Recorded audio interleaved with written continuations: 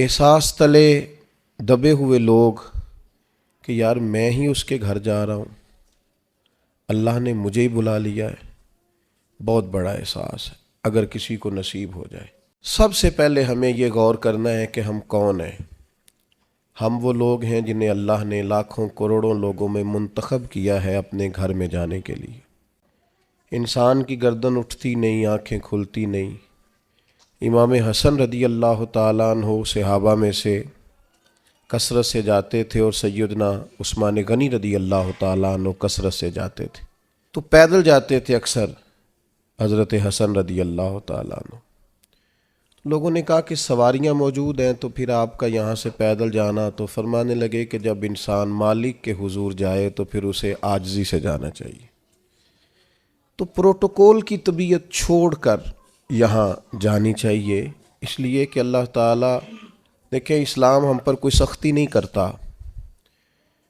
सैयदा आयशा सिद्दीक़ा रदी अल्लाह ताला अन्हा फरमाती हैं कि दो चीज़ों में अगर नबी पाक अलैहिस्सलाम को कभी इख्तियार दिया जाता था तो उम्मत के लिए जो आसान चीज़ होती थी उसे इख्तियार फरमाते थे, मुश्किलात नहीं करते थे।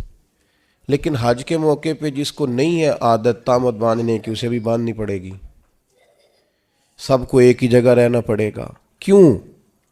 इसलिए कि उम्मत मुस्लिमा की वहदत कायम हो, एक बोली बोलें, एक लिबास में एक जगह पे इकट्ठे हों, कहीं तो मुसलमान सारे जमा हो जाए एक छतरी तले। तो सबसे पहले तो जितने हमारे ज़ाती प्रोटोकॉल हैं वो हमें घर छोड़ के जाने पड़ेंगे। यकीनन लोगों के पास पैसे भी होंगे, ओहदे भी होंगे, लेकिन अब भाई आप सारे एक जैसे हैं, अल्लाह के मेहमान हैं। तो एक बात तो ये ज़रूर जहन में रखनी चाहिए कि हमें अपने ज़ाती प्रोटोकॉल सिस्टम को यहाँ तर्क करके जाना है। दूसरी बात यह है कि जब कोई शख्स कहीं से कुछ मांगने जाता है, लेने जाता है, तो उसका कशकोल सीधा होना चाहिए। उसकी तबीयत इस तरह की होनी चाहिए कि वो कसरत से इस्तिग़फ़ार करे, ज़्यादा इबादत करे। हमारी आदत नहीं होती। हाजी ट्रेनिंग में हमें सारे लोग यही बताते हैं कि ज़्यादा चलना चाहिए, और बिल्कुल सही बताते हैं।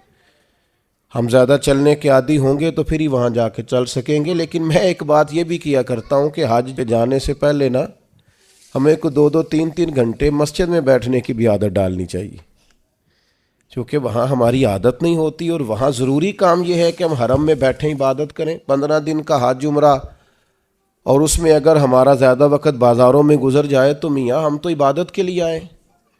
तो हमें ये भी आदत यहाँ से डाल के जानी है। कम हाजी मिलते हैं यार ऐसे जो किसी कोने में बैठ के तिलावत कर रहे हैं, वरना तो जब एहराम की पाबंदियाँ ख़त्म होती हैं तो मिना के अगले 2 दिन तो फिर हम एक दूसरे का तारुफ ही करते रहते हैं। हालांकि इसका हमें कुछ फ़ायदा नहीं होने वाला। इबादत के दिन हैं, रियाजत के दिन हैं, ज़्यादा से ज़्यादा वक्त अल्लाह के लिए गुजारा जाए। कुरान मजीद ने कहा वातिमुल हज्ज वल उम्रता लिल्लाह, हज और उम्रा पूरा करना, पर करना अल्लाह के लिए, रज़ा इलाही पेश नज़र रखना। सबसे बड़ा जुर्म शिरक है, अल्लाह शिरक माफ़ नहीं करेगा। व यग़फ़िरु मा दून ज़ालिका लिमन यशा, उसके अलावा हर चीज़ बख्श देगा। तो ये जो दिखावा और रियाकारी है, इसको भी नबी पाक ने शिरक असगर कहा है। किसी जगह भी अपने दिल में ये हज एक ऐसी चीज़ है जिसकी हिफाजत करनी पड़ती है, इसको महफूज करना पड़ता है, इसका ख्याल रखना पड़ता है। अगर इसका ख्याल ना रखा जाए तो बड़ी सारी मेहनत और बड़ा सारा पैसा ज़ाया हो जाता है। तो अर्ज़ ये कर रहा हूँ कि एक तो अपना प्रोटोकॉल सिस्टम छोड़ जाएं, आराम अपना घर छोड़ के जाएं, वापस आके आराम कीजिएगा। और जो माहिर हैं नफ्सियात के, वो कहते हैं कि अल्लाह जब बंदे की नींद पूरी कराना चाहता है तो 20 मिनट भी आंख लग जाए तो नींद पूरी हो जाती है। वरना 14 घंटे एसी में सोने के बावजूद भी लोग इस तरह उठते हैं कि उनका दिल करता है एक पैनाडॉल की गोली मिल जाए ना, कभी जिस्म दुख रहा है। तो नींद पूरी करने नहीं वहाँ जाएं, आप आराम और गुस्सा, ये 2 चीज़ें घर छोड़ के जाएं। ख़ास करके कहा वाला जिदाल फिल हज, हज में झगड़ा ना करना। और बिलखुसूस जो अपनी फैमिलीज़ के साथ जा रहे हैं उनसे ख़ास कर गुजारिश है कि वो बिल्कुल अपने सारे मामलात, फैमिली की बहसें घर छोड़ के जाएं। गुस्सा नहीं करना वहाँ जाके, आराम पसंद नहीं होना, घर आके करेंगे इंशाअल्लाह। वहाँ वैसे कोई वहाँ बेआरामी नहीं है, लेकिन जो हम आदि जिस आराम के होते हैं वो भी बहरहाल वहाँ मुयस्सर नहीं होता। दूसरी बात, ज़ौक़ शौक़ बड़ी ज़रूरी चीज़ है, सरमाया है इंसानी ज़िंदगी का। हज़रत शेख अबू बकर शिबली रहमतुल्लाह अलैह से किसी ने कहा था मेरा अपनी बीवी से बड़ा सख्त इख्तलाफ है और साल भी बड़े गुजर गए, बच्चे भी जवान हैं, तो अब कोई ऐसी सूरत भी नहीं कि अलहदगी हो सके, तो कुछ बताएं। तो फरमाने लगे कि तू असल में ना अपनी घरवाली की सिर्फ मनफी बातें याद रखता है, तू इस तरह कर, आज सारा दिन तलाश कर उसमें खूबियाँ क्या हैं, अल्लाह तेरे दिन को ताज़ा कर देगा, तेरा उसे छोड़ने को जी नहीं चाहेगा। अपने आप को ताज़ा रखने के लिए हमेशा मुस्बत चीज़ें पेश नज़र रखनी चाहिए। मैं भी अल्लाह की तौफीक से हाजिर हुआ हूँ, आप भी जा रहे हैं, कई आप में से 2 दफ़ा भी जा रहे होंगे। वहाँ जिसको अल्लाह ने बुलाया है ना, खुदा की रहमत हुई है तो गया है। अगर हमें कुछ पता है तो हम वहाँ लोगों की गलतियाँ निकालने नहीं गए, अपनी माफ़ी लेने गए। इसलिए मुस्बत बातें जहन में रख के जाएं। और तीसरी गुजारिश आपसे ये है कि नबी करीम अलैहिस्सलाम ने फरमाया जल्दबाजी शैतान की तरफ से और बुर्दबारी रहमान की तरफ से। हम हज करने गए, हमें कोई काम नहीं है, किस बात की जल्दी है? आप इत्मीनान से अपने सारे हज के अरकान को अदा करें, इत्मीनान से आप अराफात में दुआएं मांगे, कुछ भी नहीं होगा। आपको माजूर लोग पैदल चलते नजर आएंगे वहाँ। इत्मीनान से आप अपने, हाँ इस तरह का इत्मीनान न करें कि काफिले से बिछड़ जाएं और आपको ढूंढा जाए, लेकिन ये कि जल्दबाजी नहीं, कुछ भी नहीं होने लगा। तवाफ़ ज़ियारत का टाइम 12 ज़िलहज तक है, आप 12 तक वहीं हैं। आप सुकून से इत्मीनान से लोगों को लेके चलेंगे, आपको उसमें फ़ायदा नज़र आएगा। चौथी गुजारिश ये है कि इस्लाम मज़हब क्या है। हज़रत तमीम दारी रदी अल्लाह ताला अन्हु ने नबी पाक अलैहिस्सलाम से पूछा कि दीन क्या है, तो फरमाया दीनुन नसीहा, मेरा सारा दीन किसी का भला करने का नाम है, सारा दीन खैर खाई है।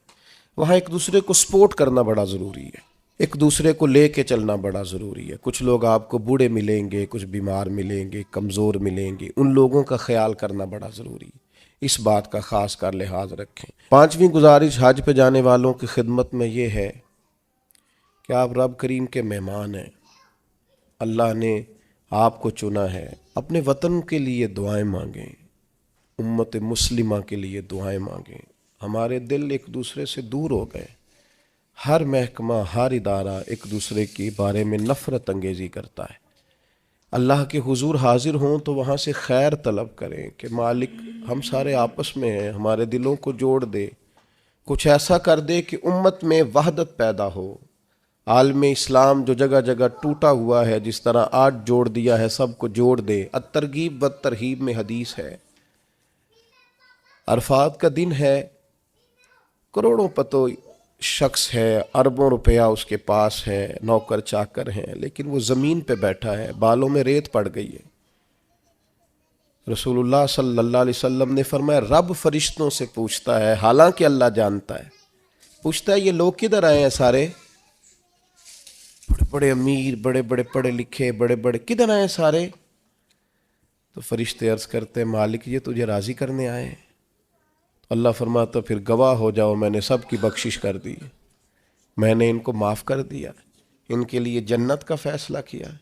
दोस्तों बड़ी बड़ी बात है, यानी शारहीन हदीस कहते हैं ये बड़ी बात नहीं, ये बहुत बड़ी बात नहीं कि रब की बारगाह में हमारा खाली जिक्र ही हो जाए, वहाँ तज़किरा ही सिर्फ हो जाए, यही बहुत बड़ा नहीं। तो बहुत ज़ौक़ से, बहुत शौक़ से जाएं, तो इत्मीनान के साथ आप सारे अरकान अदा करें। फिर जब रसूल रहमत अलैहिस्सलाम के हुजूर जाएं तो दुरूद व सलाम की कसरत करें। वहाँ जाएं तो कसरत दुरूद व सलाम आपके आल पर, आपके असहाब पर खूब दुरूद भेजें। वहाँ अपनी हाज़रियाँ खूबसूरत करें, उन्वान ज़िंदगी नए तौर पर शुरू करें। यानी ये एक नई ज़िंदगी है हज के बाद, बिल्कुल नई। रसूलुल्लाह सल्लल्लाहु अलैहि वसल्लम ने फरमाया जो हज करके आया इस तरह हो गया जिस तरह आज माँ के पेट से पैदा हुआ। तो इसको भी तो चाहिए ना नए सिरे से चीज़ें तरतीब दे, सिर्फ ये अपने पैड को ना बदल ले आके कि अब मतलब ये कि साथ हाजी भी लिख दो, ये बाकायदा अपने रवैये बदले, तर्ज ज़िंदगी बदले। मैं आपसे फिर यही अर्ज़ करूँगा कि कुशादा सीने के साथ, कुशादा दिल के साथ और बड़े हौसलों के साथ हमें सफ़र करने की कोशिश करनी है। आप जितनी ज़्यादा अपनी तबीयत में हुस्न रखेंगे, ठहराव रखेंगे, बुर्दबारी रखेंगे, उतना हज का सफ़र आसान होगा। हज़रत इब्राहीम इब्ने अदम से किसी ने कहा था आपने बड़े लंबे लंबे सफ़र किए हैं, इतनी छोटी ज़िंदगी में इतने सफ़र। फरमाने लगे 2 सवारियाँ पास थीं, तकलीफ़ कभी हुई नहीं। कहा कौन कौन सी? फरमाने लगे एक सब्र की, एक शुक्र की। ये 2 सवारियाँ साथ थीं, लिहाजा कभी आजमाइश नहीं देखी। आपको बहुत सारे लोगों ने कहा होगा कि हज में मुश्किलात आती हैं। सब की राय अपनी जगह पे दुरुस्त है। मेरी राय ये है कि जो मालिक बुलाता है वो सारे रास्ते आसान किए देता है। कुछ भी नहीं होता, हर चीज़ बड़ी आसानी से हो जाती है। हमने तो ये देखा है, जो यहाँ बहुत थकते थे ना, हम तवाफ़ ज़ियारत के लिए गए तो सबसे ऊपर जगह मिली तवाफ़ करने की। कुछ पता नहीं चलता, इतनी आसानी से सारा कुछ अदा होता है। बड़ी चीज़ें तो वैसे ही बंदा भूल जाता है। बहुत ज़ौक़ से जाइए, बहुत शौक़ से जाइए, और बड़ा आसान है भाई। अब तो इस्त्री नहीं टूटती हाजी साहब की, घर से भी दरवाजे पे गाड़ी, और वहाँ आपके पास टेबल और खाना। तो याद कीजिए ना उन लोगों को जो बहरी सफ़र करते थे या पैदल जाते थे, और जाते थे और करते थे और सब होता था और ठीक ठाक लौटते थे और आते थे तो लम्हा लम्हा शुक्र करते थे। तब आप देखिए कितनी आसानी से सारे काम होते हैं, कितनी सहूलियात है। बस ज़ौक़ शौक़, तहम्मुल, बुर्दबारी, मोहब्बत, प्यार, इस्तिग़फ़ार। अभी से मोबाइल को वक़्त देना कम कर दें। मोबाइल की जगह तस्बीह ले लें हाथ में। तस्बीह हाथ में हो तो चलती भी रहती है, कुछ ना कुछ बंदा पढ़ता भी रहता है। और अगर मोबाइल रखना भी है तो कुरान मजीद रखें उसके अंदर और तिलावत करें, और अल्लाह तबारक व तआला की याद में वक्त गुजारें। थोड़े से तन्हाई पसंद हों, फिर देखिए हज में इबादत की कितनी लज्जत आती है। अगर कहीं हमारे चेहरे याद आ गए तो यकीनन उम्मीद है कि आप हमारे लिए दुआ करेंगे। अल्लाह तबारक व तआला ये सआदतमंदी हम सब को बार बार नसीब करे। दिल की गहराई से दुआ करता हूँ अल्लाह ताला इस सारे काफ़िले के सफ़र को आसान करे। लम्हा लम्हा आप सब के लिए अल्लाह ताला रहमत वाला फ़ैसला फ़रमाए। वमा अलैना इल्लल बलाग।